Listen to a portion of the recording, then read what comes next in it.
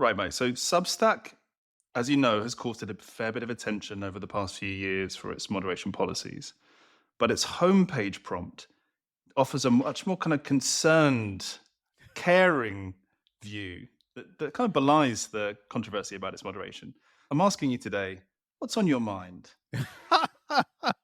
Well, Ben, I'm wondering as we go through this podcast, how much of it is going to cause people on all sides of all issues to yell at me and complain that I couldn't possibly understand what is happening in this or that country, because we have lots of nuanced stories today that seem to upset people, or people have very strong opinions on Oh God, I can't wait. them. What's on your mind? So my mind is really the question of how do I get citizenship of 4 countries? How can I go about getting more passports? Because one of the protagonists of one of the big stories this week certainly has found out how to do that. Well, it didn't work out well for him because he's sitting in jail. So. Indeed.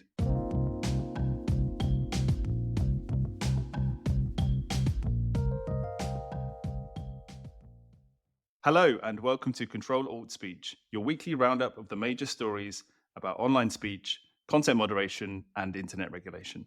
This week's episode is brought to you with the financial support from the Future of Online Trust and Safety Fund. My name is Ben Whitelaw. I'm back in the hot seat this week, Mike. Thank you for leading the charge last week with the brilliant Daphne Keller. And good to be back. How are things? Yeah, things are good. How was your time away? It was very good. I was in the Scottish Highlands and saw some beautiful scenery, ate some deep fried pizza, all of the good Scottish things that one does when north of the border. Yes, we were discussing that is the Scottish delicacy is deep fried whatever. There appears to be some sort of requirement for people in Scotland to get deep fryers and then figure out how to throw absolutely anything into them. Yeah, it's true. And I can say this as somebody who's half Scottish, although my accent doesn't show it. But there's a reason why Scots have some of the worst health outcomes in the world. But it was delicious and I would thoroughly recommend it. And I listened to the episode with you and Daphne on the way back. I got the train home, the Caledonian Sleeper, and listened to you and Daphne on route back, which was a great episode. How is she having alongside you? Oh, it was wonderful. Daphne's great. I've obviously known her for a long time, and she's obviously super, super knowledgeable and detailed and thoughtful on all of these issues. So, yeah, having her on the podcast was great. And there were a bunch of really good stories for her to dig into because a lot of details, a lot of nuance, a lot of the legal issues that she is an expert on. So I really enjoyed it. Yeah, fantastic. We've got a whole raft of stories this week that we have to cover. There's some weeks we struggle for stories a little bit. This week there are very clear stories for us to dig into. So I can't wait to get into that. Before we do so, I just want to thank the folks who, on the back of our plea a couple of weeks ago to share ratings and reviews, have given us 5 stars on their favorite podcast platform. Really appreciate it. We're trending well on those platforms now. Not many folks, if any, have actually given us a written review. And it would be great to have your feedback in written form as well as in star form. We love to hear from our listeners. So if you get a chance, if you enjoyed today's episode, don't forget to do that. You can also be like, the Tech Dirt listener who gave us 1 star right back at the start. If you really want even launched. Yes. Yeah. The Tech Dirt troll, our resident troll, decided that he was going to pre-poison the reviews of this podcast before we launched, which appears to still be our only 1 star. So hopefully you'll give us more than that. But also we would like written reviews. Written reviews really do help. They give us feedback, first of all, but also they let other people know that the podcast is here and that it is good and that it is enjoyable. And I know that some of the recommendation systems, including Apple's, which is the biggest one, rely on the fact that if you're getting reviews and ratings, that helps them decide to promote you to others. So if you would like other people to be hearing this podcast also, which helps us, then please go write a review and make it nice and interesting. Yeah, we really appreciate it. Okay, so let's make an episode that people feel that they can leave a 5-star review for, Mike. Oh my gosh, so much pressure. So much pressure. Let's give them something to talk about. So let's dive straight in. We've got a whole tranche of stories that we want to get through. So we're going to start with a kind of story that we have touched on a few times before, a platform that we know and love, TikTok, and a big ruling that came out in the latter part of this week, which you and many other very knowledgeable internet experts are not happy about, that's fair to say. Talk us through this Third Circuit ruling. Yeah, so this ruling was really a bit of surprise, and I think took a lot of people by surprise. People weren't following this case very closely. I think because most people assumed that it would go the normal way that a case like this goes, and it went a very, very different way. And so the details of the case are horrific, and it is often said that, bad facts or bad cases make bad law. And this seems to be one of those cases where there are tragic circumstances and a tragic story behind it, which is that, there are various challenges that happen on TikTok that go viral and a bunch of people do them. There have been some, I would say, mostly exaggerated moral panics about some of the challenges being dangerous and then kids imitating them and getting hurt or in some cases dying. The actual incidents of those happening appear to be fairly rare, but this is one case where that does appear to have happened. There was a blackout challenge, and from the facts of the case, it appears that one of these blackout challenges was seen on TikTok by a 10-year-old who attempted to replicate the challenge and ended up dying in the process. There's no two ways around that. That is tragic and horrible in every aspect of it. The mother of the child then sued TikTok and claimed that they had legal liability for the death of her child. TikTok used a few defenses, including Section 230, and the district court threw it out on Section 230 grounds, which every other case of this nature that has happened. The content of the challenge was not created by TikTok, and therefore they don't have liability for that. So then it went up to the Third Circuit, and I think the reason everyone sort of had ignored this case was because they expected the Third Circuit would rule like every other court and sort of uphold the Section 230 ruling. The liability is not on TikTok. It is a horrible situation. Everybody agrees, but it is not TikTok's responsibility. The Third Circuit did not do that. and they issued this very strange ruling, and it's strange in a few different ways. One, in that it is extraordinarily short. There is very little in the way of detail. And in fact, there are a lot of footnotes, and it is possible that there is more text in the footnotes than the actual ruling, which is weird. And basically, it says, you know what? Recommendation algorithms are not covered by Section 230. Now, there is an argument that some people have made that they should not be, and that there are ways to get to that legally. That is not how any other court has ruled to date. There are reasons why I think that is wrong, but there is a way to make that argument that is, understandable. The Third Circuit did not do any of that. It basically just jumped ahead and said, well, we've decided that it is not. Now, it does acknowledge, and I'll explain sort of what little reasoning there is in a second, but they do acknowledge, and the way appeals courts work is you have a 3-judge panel who is reviewing it. So the 3 judges all agreed on this. They do admit that this appears to go against basically every other circuit court ruling, including a previous ruling in the Third Circuit, which in theory they should be bound by. Right. And so there is this one footnote that goes across 3 pages. Like, that's how big the footnote is. Wow. Is that the footnote itself is 3 pages long. That lists out all of the cases that they are going against. That's just very strange. This is not something you normally see. Okay. And in my mind is the point at which 1, 2, or all 3 of the judges on this panel should have said, maybe we are doing something wrong. So the footnote is there to kind of basically justify the decision. It sounds like in a way. Sort of, but not really, right? Because, well, first of all, like, you usually shouldn't be justifying the main issue in your ruling in a footnote, Yeah, right? right. Like, that's not usually how it works. No. It's basically to say, we acknowledge that basically everybody disagrees with us, but we still think we're right. Okay. Now, normally, if you were to do that, you would then have many, many pages of detailed analysis with citations explaining why you are doing that and what the legal basis for that is.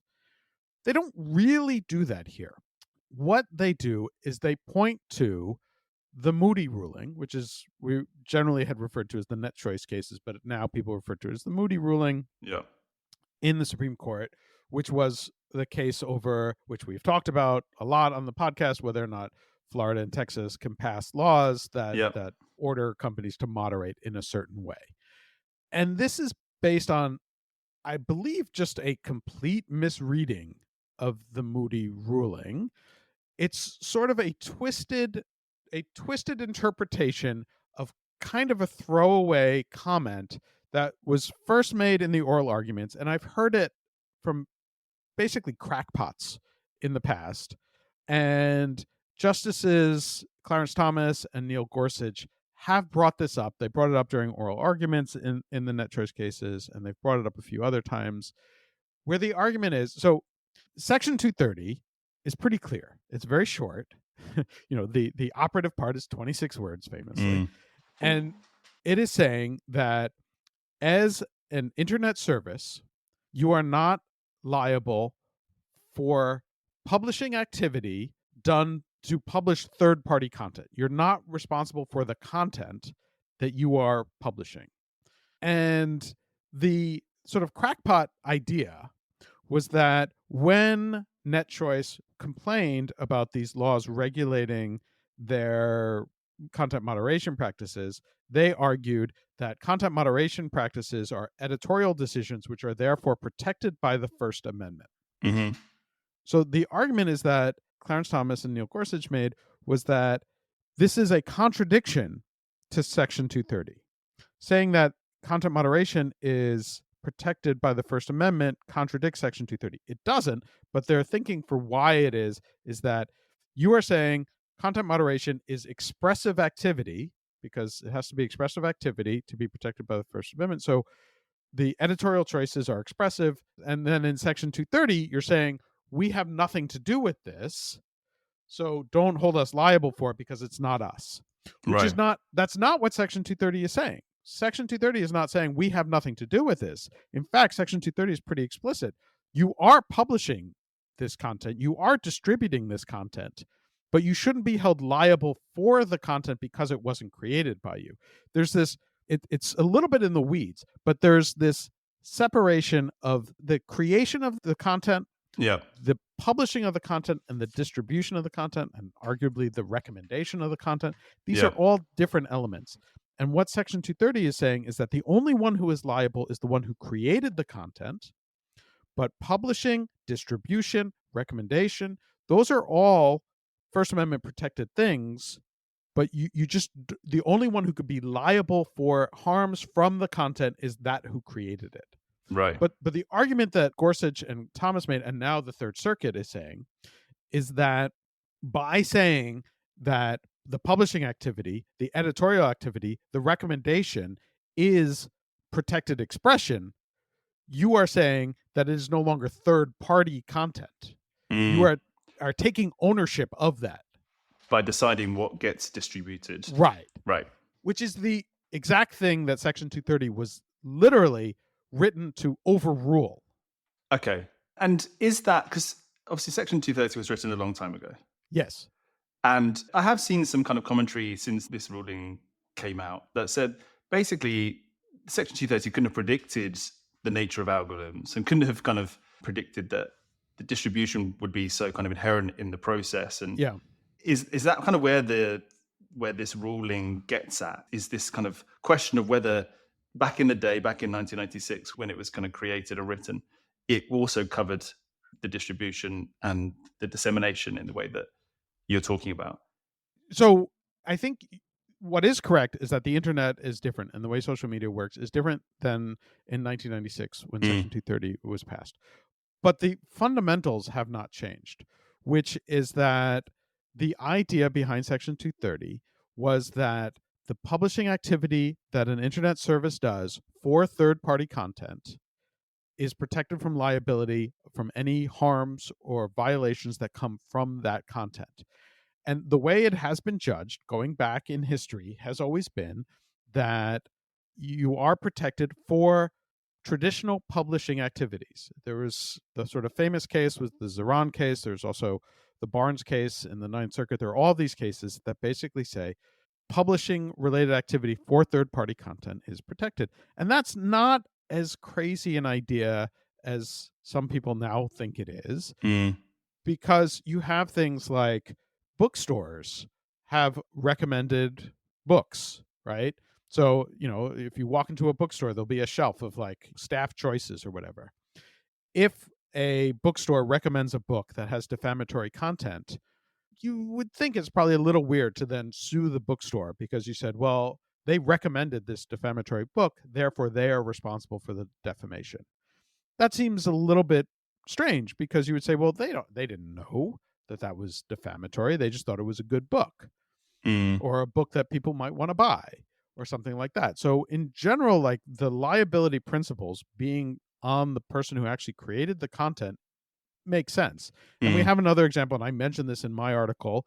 There's a case that goes back many years, pre-internet, well, depending on where very early internet existed, where there was an encyclopedia of mushrooms that was published, and it said there was a certain mushroom that was edible, and it turned out it's not, which is bad, and people got very sick from eating this mushroom that the encyclopedia of mushrooms said was edible, and the publisher was sued. And what the court said was the publisher is not liable because they don't have a duty to have figured out whether or not every single thing in that book is accurate and true. It is the author. You could sue the author, but the publisher is not. And so we already have these concepts where publishers and distributors and recommenders have different levels of protection from the content authors. And Section 230 is really there to sort of enforce that and make that clear and not have to go through a really complicated legal process to figure out where the liability applies. And what the court is saying here makes no sense in that it is saying that as soon as you recommend something, you have effectively embraced that content as your own and said that it is now first party speech. So this is what the ruling says. Once you recommend content, it's no longer third party speech, which would protect you under Section 230. It's now first party speech. It's your speech. And they're saying that this is true because of, under the Moody ruling, the companies were arguing that we're protected in the First Amendment. But that gets the analysis wrong because it assumes that you're only protected under the First Amendment for first party speech, which is not true, which is all of these publishing and distribution examples going back in history past the beginning of the internet. We've said there are different levels of liability and different types of liability. And here they're saying, no, like it all wraps into one. And as soon as you recommend something, you have now taken on the liability for that. Yeah. That's really problematic, and especially without any sort of deep analysis. They literally just kind of rush by it and say, because of this Moody ruling, where they said this thing, which they didn't say. It was mentioned, not in the majority ruling. It was mentioned by people in the discussion about it. And the Third Circuit seems to think that it's like a core finding of the Moody ruling, which is not, it's just not true. They've run with it, haven't they? And they've ended up here. What is the kind of implications of this case if we kind of fast forward a little bit? And I want us to kind of move on to some of the other stories you've got. But like, what are the implications of this case? It's what is happening. It's being handed down to a lower court, I believe. Where do you see this going, and what are the tangible impacts on platforms if this doesn't? So this becomes a big deal. It depends on how TikTok wants to handle it because they're the defendant in the case. So what will likely happen is that they'll ask the entire Third Circuit to review. It's called an en banc review. As I said, this is a 3-panel. You can ask the court to do an en banc review, which is all of the judges or a larger panel of the judges to review the case, which is most likely the next step. And then once they do that, I imagine a lot of people, a lot of amicus briefs people will weigh in and be like, Yeah. hey, this is crazy. And then after that, it will almost certainly go to the Supreme Court. It has to go to the Supreme Court because, like, as they say in a footnote, like, we are outright disagreeing with every other court, including Mm, the Third Circuit, when we have ruled on this issue. That's the kind of thing the Supreme Court likes.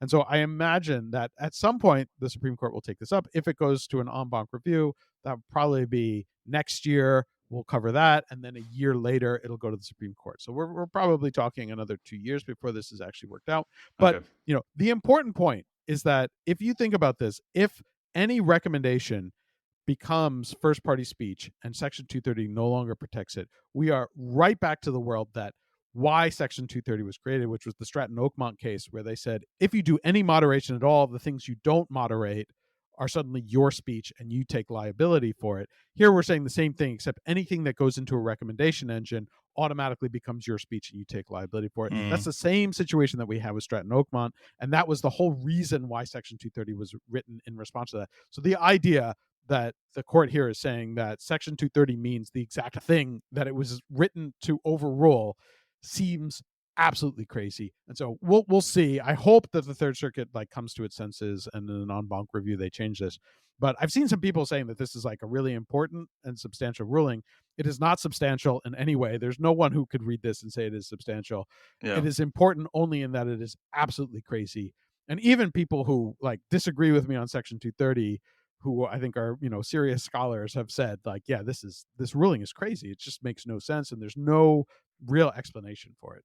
Okay. So hopefully we'll get to read and review and discuss a more kind of robust case ruling that maybe gets Yeah. into the issue a bit more. But yeah, super interesting. Thanks for talking us through that.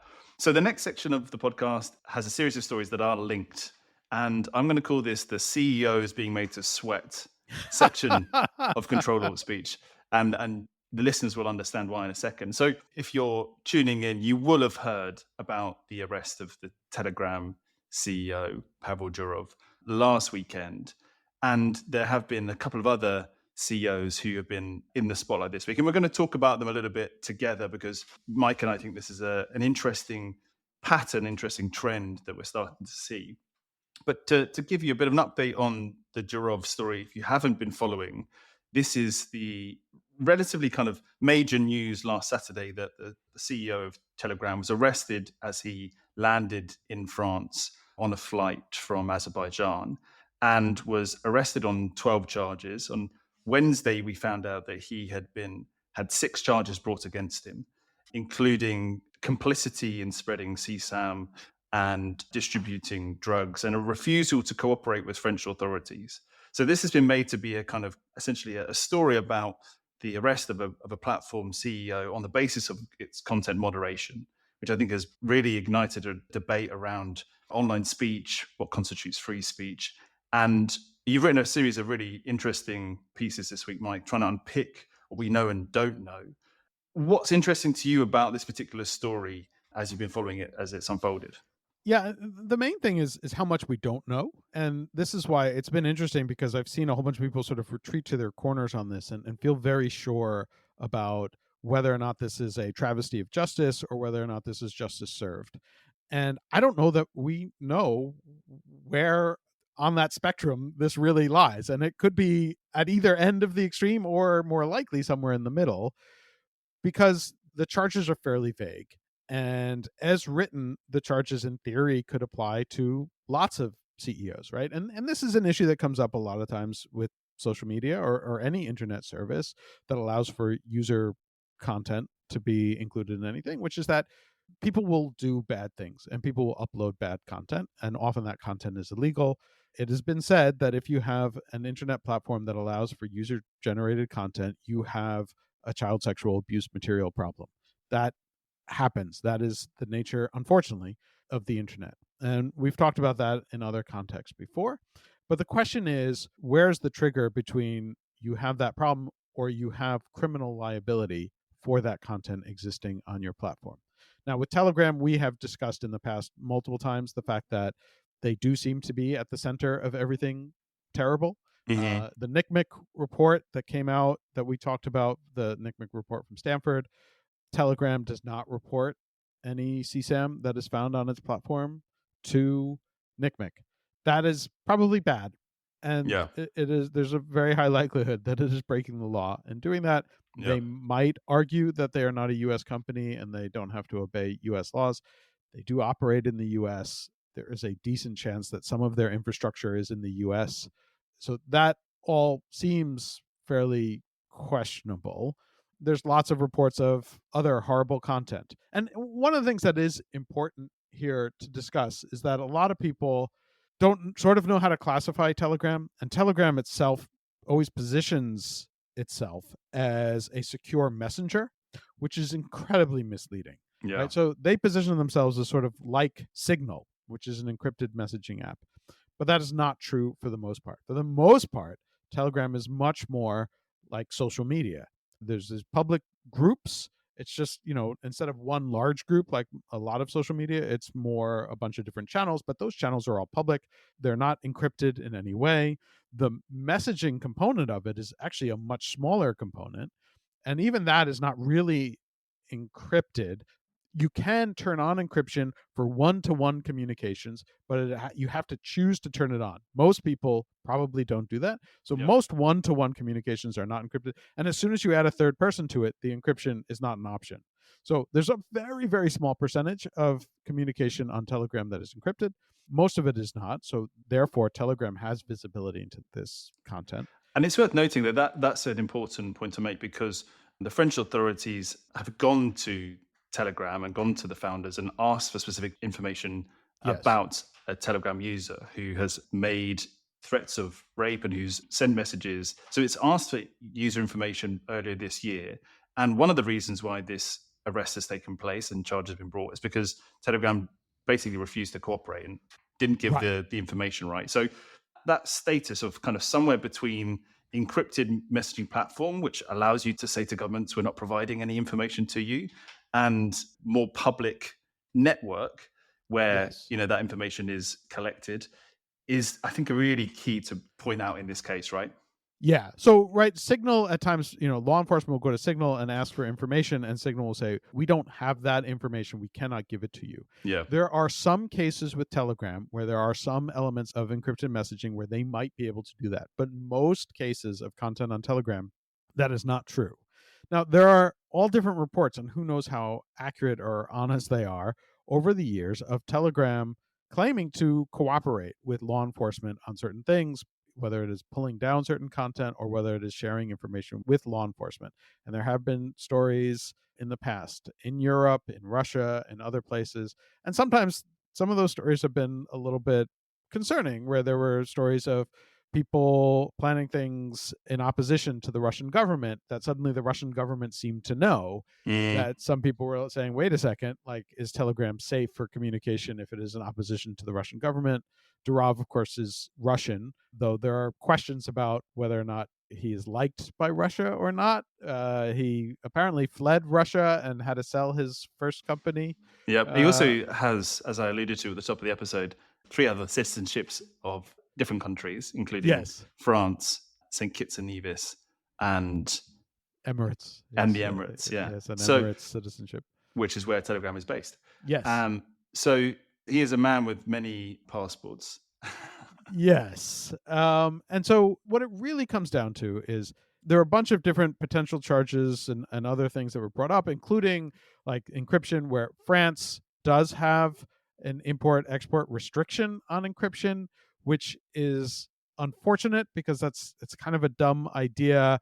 But they have it as this sort of thing where basically you just have to register that you have encryption, that you're importing, exporting encryption, and it's, as I understand it, a fairly simple process, but Telegram didn't do it. That feels like an add-on charge. The central core to the charges are this idea that French law enforcement went to Telegram with specific information about potential criminal activity, and Telegram effectively ignored them. That's probably bad, and that is not something that a company should be doing. The question, though, still is, to what level, and this is what we don't know, and this is where it's hard to make a real determination on how scary this is. It is said, the reports say, that there's no indication that Pavel was involved in the criminal activity, right? When the arrest came, some people were saying maybe he was actually out there sharing CSAM content or terrorist content or something like that, which would be a different story altogether if he was directly involved. There's no indication of that. But where is the line between what is criminal activity or what is just like incompetent activity in terms of if law enforcement goes to you and demands information, whether or not you return that information? And so the issue here is there was an investigation. Law enforcement did reach out to Telegram. It appears Telegram ignored them. Now, again, even then, there are some cases where you want companies to be able to push back on if the requests for information are ones that they don't think is correct. And that is part of a functioning society, is the ability to say, like, we don't think it's appropriate for us. And there should be a legal process then to say, we're going to push back. We don't think we should have to hand over this information, or we don't think the request is reasonable or legal. But it appears that Telegram just ignored it. Then the question is, well, if that's the case, is this a criminal issue that should reach the executives, or is it something that can be taken care of through a fine or some other injunction or some other legal process that goes against the company itself rather than the executives? So the jump here to actually arresting the CEO, that feels like a somewhat concerning jump. But again, without the underlying details, we just don't know. Is there enough there? Do they have enough evidence that makes that jump reasonable? And so I keep trying to push back on it. The people are saying, like, this is a crime against encryption or an attack on free speech. It could be. It could turn out that is the case, but it might also turn out that, like, no, he was doing really bad stuff, and totally ignoring law enforcement requests is kind of a recipe for really bad results. And part of the problem is, like, the French legal process seems to be that they don't want to tell us the details. Yeah, the details are a bit sketchy, aren't they? And Yeah. it feels like there's more to come out about this story over the coming weeks, I think. Yeah.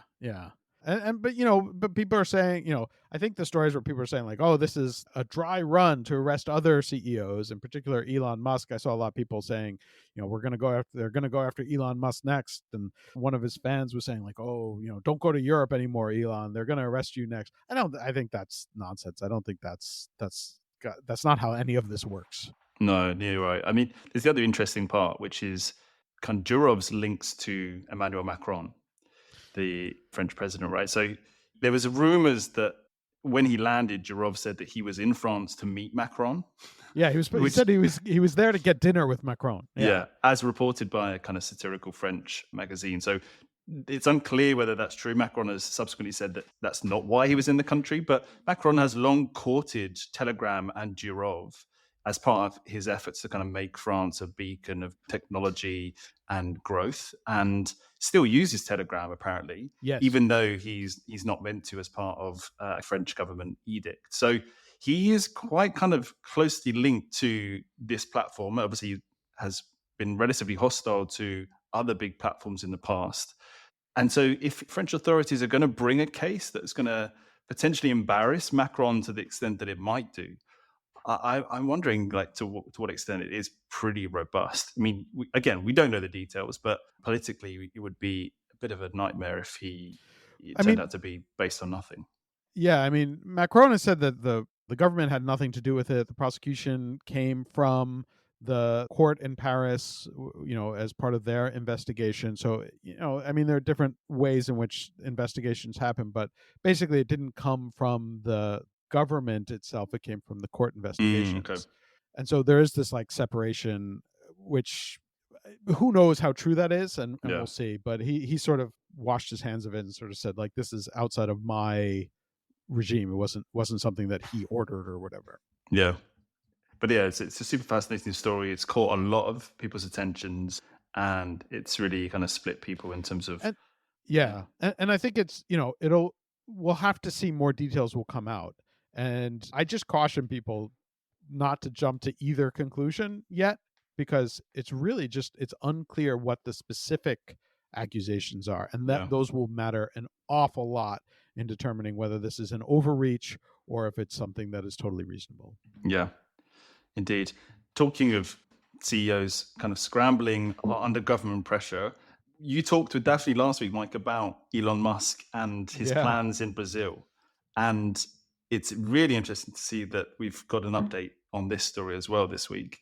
Brazil just keeps coming up in the podcast, doesn't it? Yeah, yeah, yeah. One of these weeks we'll have an Elon-free podcast, but it's not this week. The background we talked about last week, where he said he was pulling out of Brazil, that was after this Supreme Court Justice Alexandre de Moraes, who he's been fighting with for months, had said that they were going to arrest an ex-employee in Brazil. And Brazil, like a growing number of countries now, have these laws that require there to be a legal representative within the country. I have somewhat sarcastically referred to these as hostage laws. The only reason to have a law like that is to have someone that you can jail as a tool to put pressure on the companies. I find these laws to be sort of deeply cynical and problematic. Other people disagree with me on that. I get that, but it feels ridiculous.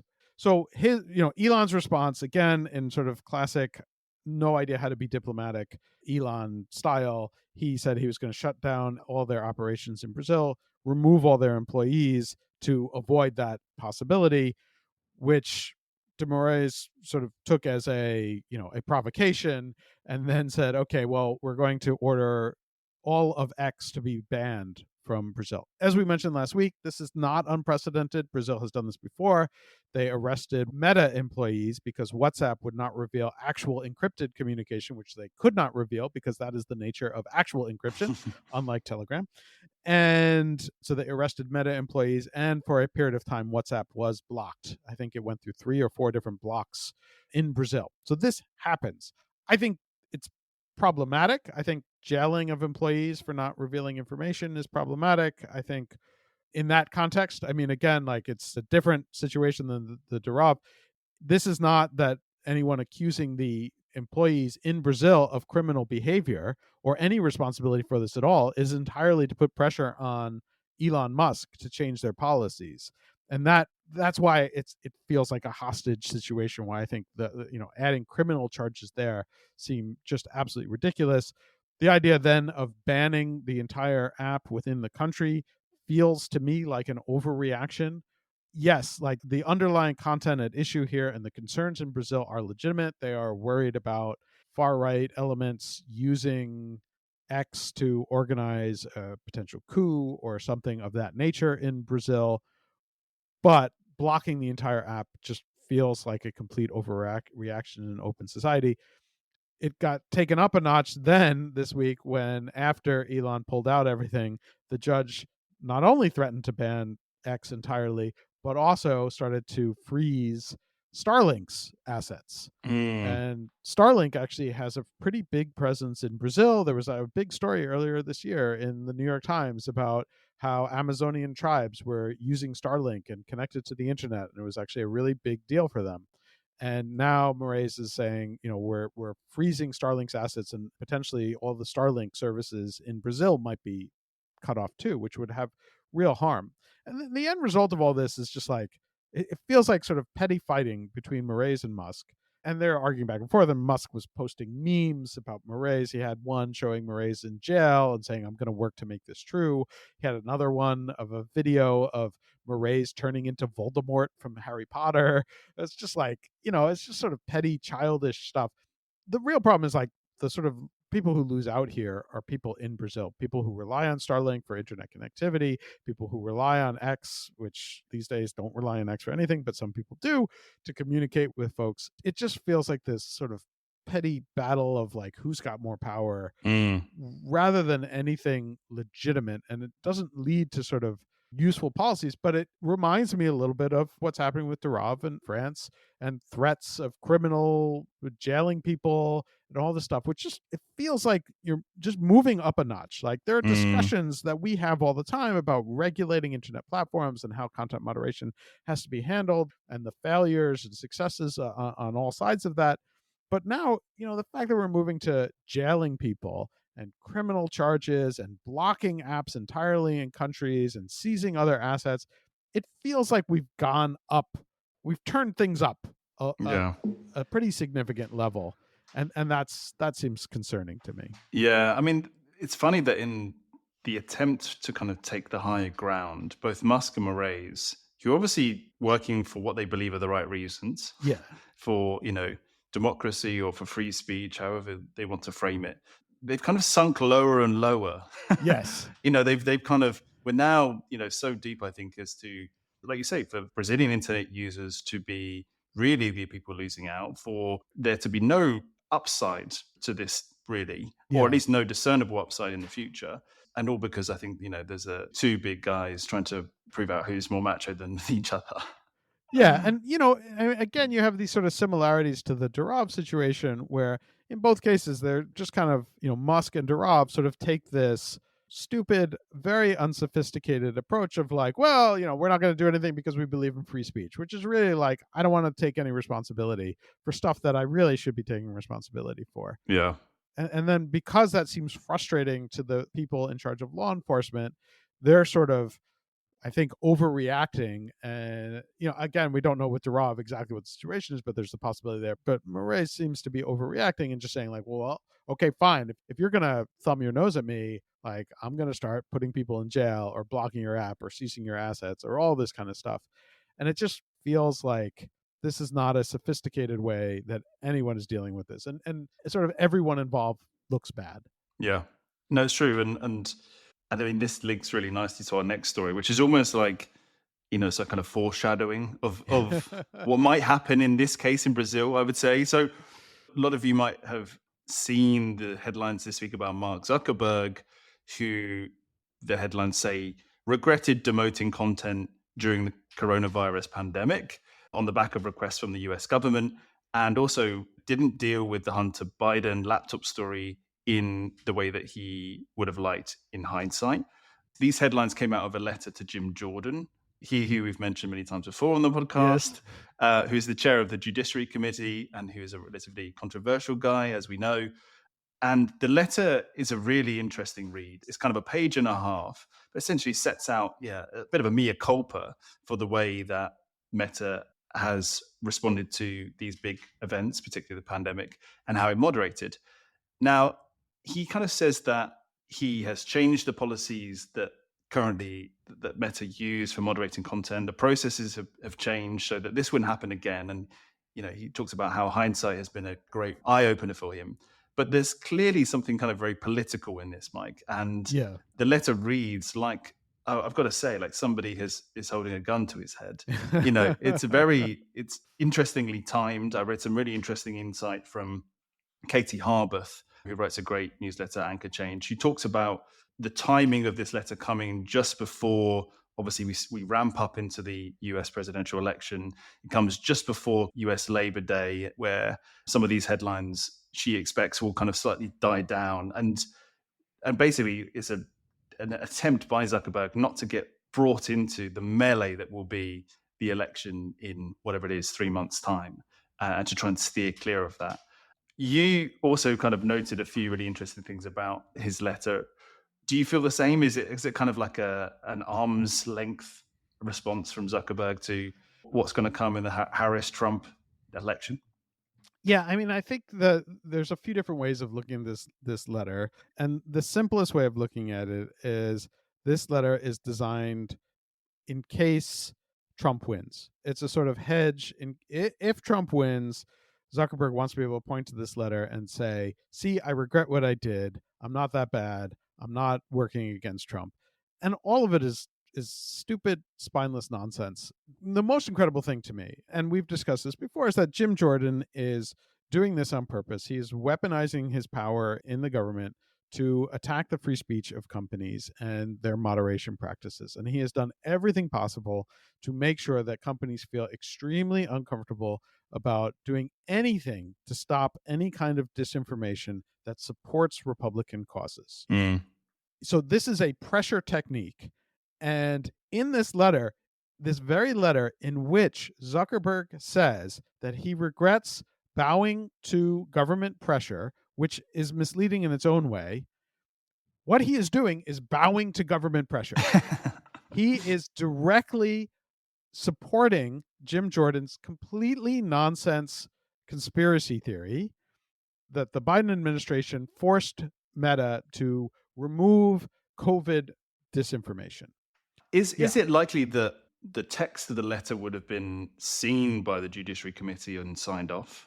Do you think? Because there was a sense from some of the stuff I read that this is a negotiation to avoid being called in front of the committee at some point in the run up to the election. And so would that have been as obvious a quid pro quo as It hard to say? yeah, it's incredibly hard to say. I don't think it works. I think there are probably people within Mark's inner circle who think that this will be an effective technique for that. Maybe there is some sort of more explicit agreement.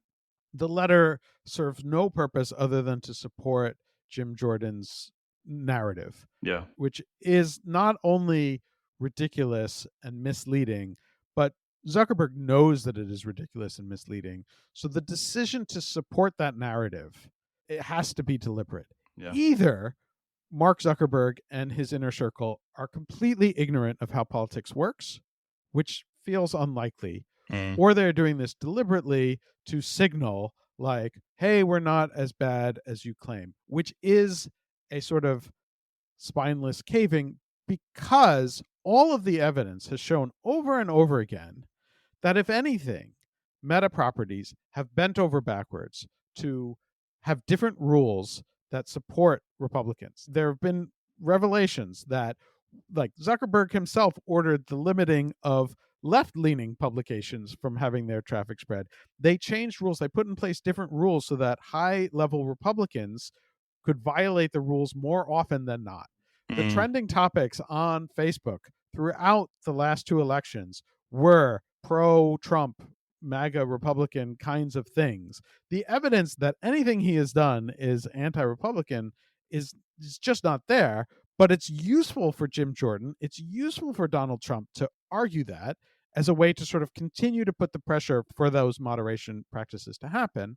And then the latest thing, which just came out last night, is that next week, and this may play into the timing of the letter, next week Donald Trump has a new book coming out in which he accuses Mark Zuckerberg of trying to rig the election against him, which is laughable. The 2020 election, right? The 2020 election. And the reason being because Zuckerberg contributed money towards electoral infrastructure, or is it Yes. the kind of platform? It's both. He sort of mixes those two things. But Okay. and this is in the letter that Zuckerberg sent to Jim Jordan. Also, there is this part about how out of, not Meta, but out of his private foundation, the Chan Zuckerberg Initiative, that they donated a bunch of money, like hundreds of millions of dollars, to election infrastructure, a lot of it around mail-in ballots and keeping them secure.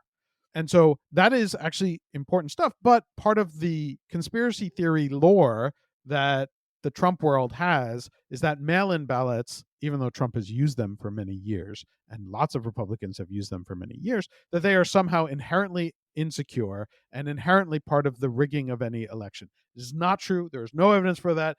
All that Zuckerberg did was help fund to make sure, to prove that mail-in ballots were more secure. So the only way that is rigging the election is if you not only believed that mail-in ballots were insecure, but that you also plan to use that insecurity that you believe existed to rig the election in your own favor. It's sort of a very telling thing that Trump is claiming that is, rigging the election against him, because the only thing that he funded was to make sure that those ballots were secure and were properly counted. But part of that book claims that he has people watching Zuckerberg closely, and if he tries to do anything like that again this year, he will spend the rest of his life in jail. And so now we are right back to jailing CEOs of social media, the through line of this podcast. Yeah.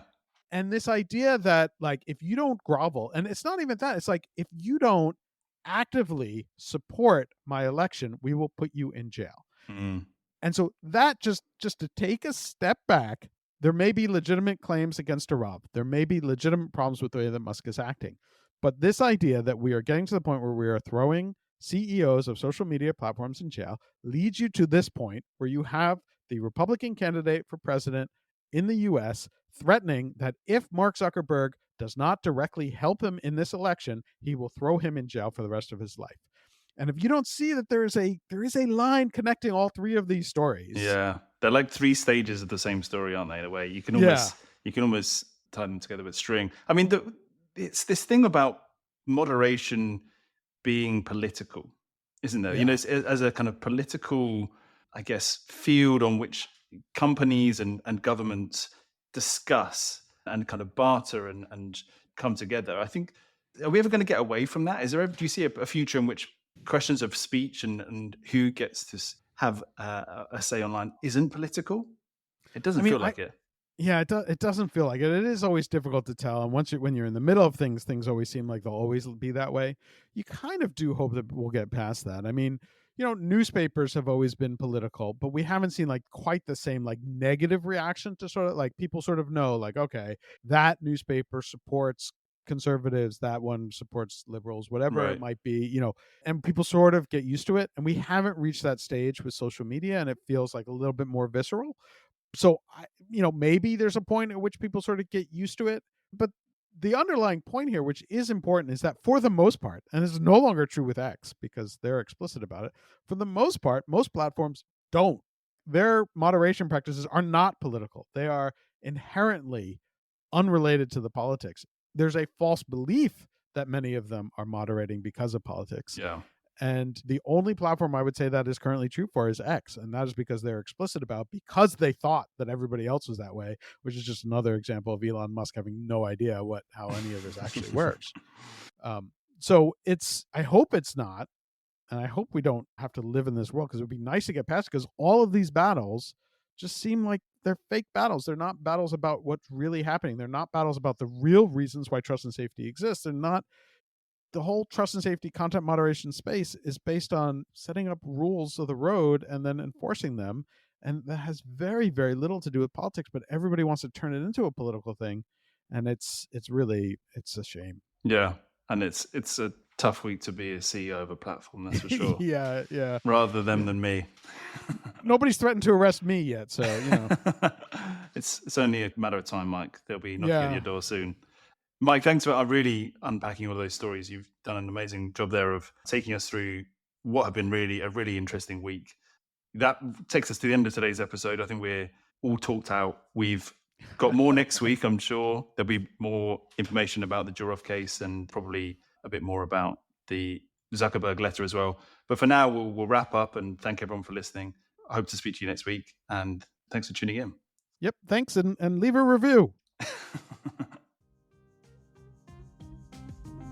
Thanks for listening to Ctrl-Alt-Speech. Subscribe now to get our weekly episodes as soon as they're released. If your company or organization is interested in sponsoring the podcast, contact us by visiting Ctrl-Alt-Speech.com. That's CTRL-Alt-Speech.com. This podcast is produced with financial support from the Future of Online Trust and Safety Fund, a fiscally sponsored multi-donor fund at global impact that supports charitable activities to build a more robust, capable, and inclusive trust and safety ecosystem.